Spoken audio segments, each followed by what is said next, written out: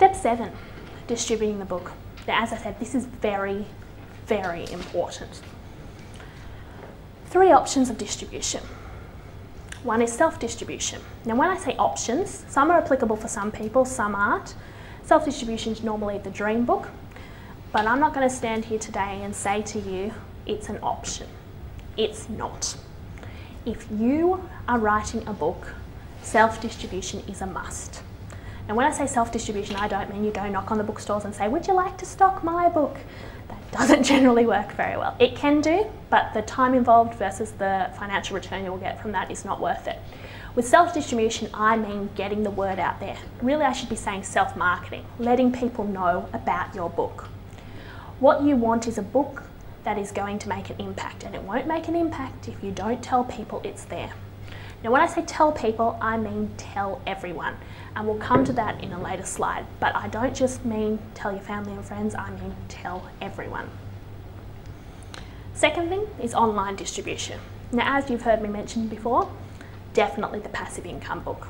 Whether you're selling e-products or physical products, there is still good money to be made online. So if your goal is to write a book to make money, you want to get it online. Regardless how many formats, regardless how many books, you want to get it online. And we'll go through how to do that later as well. Third thing is bookstore distribution. Now, this is huge if your book's a publicity book. You want people to know who you are. You need your books in stores. You get international coverage, you get local coverage, you get whatever you're looking at depending on the distribution method. But if you don't get your books in stores, you can make $1 million online, but nobody will know who you are. If you don't want people to know, don't worry about the bookstores. There is a lot of cost and risk involved, and I'll come to that in a moment. So if you don't want people to know about you, don't bother putting them in the bookstores. But if you're doing your book for a credibility purpose, you want someone to know that you're an expert in X, Y, and Z. For example, common thing I've seen is lawn mowing. There's a lot of lawn mowers out of there. They might be very good gardeners. They work well with the lawn. But it's a struggling industry. You know, they're struggling to get a buck for it. They're doing great work. What if they wrote a book? This is how to garden. Generally, most people are not necessarily even going to read the book. They don't want to garden, or they wouldn't be paying a gardener to do their lawn mowing. But this is the gardener that wrote the book. Oh, you're the best gardener around. You wrote a book on it. You're an expert in gardening. Can you come do my lawn? It makes a big difference. Self-distribution. Let's go through it in a little bit more detail exactly what I mean by self-distribution. Firstly, I mean word of mouth.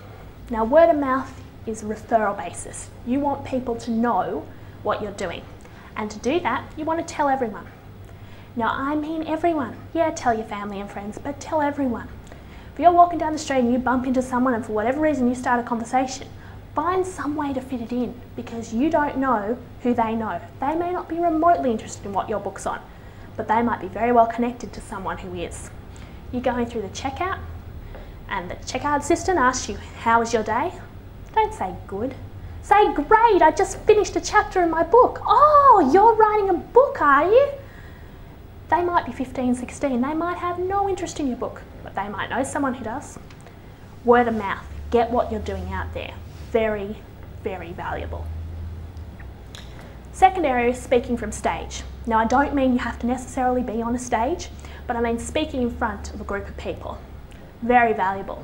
You might be involved in a certain business group, you might be involved in a certain social group, you might be involved in a certain religious group.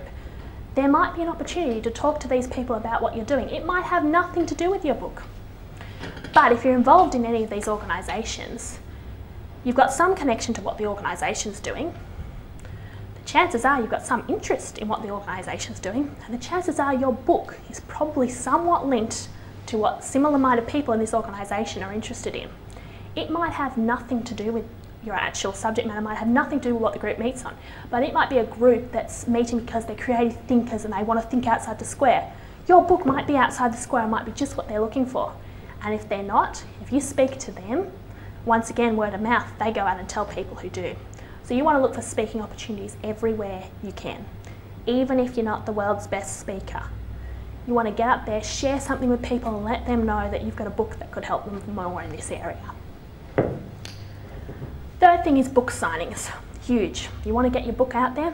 Sign it. If you're looking at bookstore distribution, offer to go to the bookstores and sit there and sign copies.